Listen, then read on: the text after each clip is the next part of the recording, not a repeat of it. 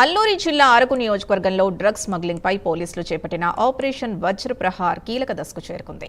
మంచంగిపట్టు మండలంలో భారీగా గంజాయి నిల్వల్ని పోలీసులు స్వాధీనం చేసుకున్నారు. జిల్లా ఎస్పీ అమిత్ బర్ధార్ ఆదేశాల మేరకు అల్లూరి జిల్లా పోలీసులు ఈగిల్ టీంతో కలిసి ముందస్తు సమాచారంపై దాడులు నిర్వహించారు.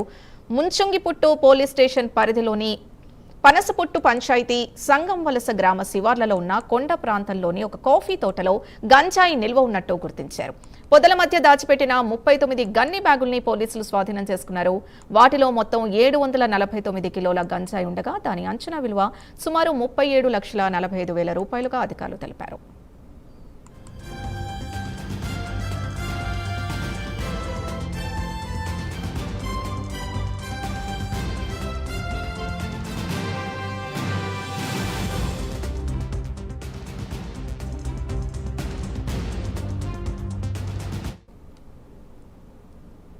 ఈ గంజాయి నిల్వ వెనుక ఉన్న స్మగ్లింగ్ నెట్వర్క్ ని గుర్తించే పనిలో పోలీసులు నిమగ్నమయ్యారు. పోలీసుల కదలికల్ని గమనించిన నిందితులు ఘటనా స్థలాన్ని నుంచి పారిపోయి ఉండొచ్చని అనుమానిస్తున్నారు.